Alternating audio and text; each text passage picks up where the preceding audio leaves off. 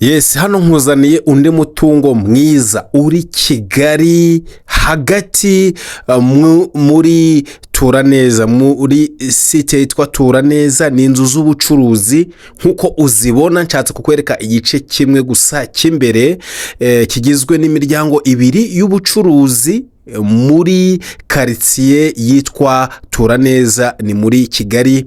Inyuma hariyo imiryango itatu y'ubukode cyangwa se ikodeshwa. Hariyo umuryango umwe ufite ibyumba 2 na saro, hakaba indi miryango ifite icyumba na saro. Izi nzu rero zikaba ziherereye mu Birembo muri Turaneza, imbere ya gare ya Birembo neza. Izi nzu rero zikaba zishaka cyangwa se ziri kugurishwa amafaranga make, kuko ufite miliyoni 40 z'amanyarwanda urahita wegukana iyi nzu iri muri quartier nziza cyane ya VIP, aho wacuruza ukabona abakiriya ba VIP, aho kandi inzu itajya ibura abapangayi habe na gato. Ushobora kuyigura wowe ubwawe ukayibamo, kandi imiryango y'imbere ukayicururizamo.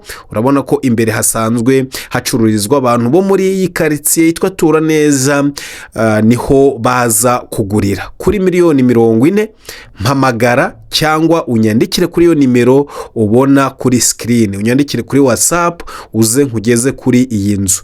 Nimba udafite miliyoni 40, ntiwirirwe umbaza, ntiwirirwe uza. Niba uri umukomisiyoneri ntumbaze ibintu byinshi, wowe zana n'umukiriya wabanje kumusobanurira ibijyanye na UPI, ubuso n'ibindi ntakubwiye hano. Uba ugomba kubibona wageze kuri tere. Hari ibyo tuguha washimye, hari n'ibyo tuguha ugeze kuri tere.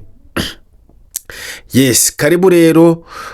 Hano ni quartier nziza cyane nkuko nyikwereka, nkuko uyibonye kuri ari amafoto. Inzu yo ni iyi ni inzu nziza ya konoshi. Kwibutse ko ifite imiryango 2 y'ubukode n'imiryango 3 ikodeshwa bisanzwe. Ni muri iyi quartier, aha hitwa muri Turaneza.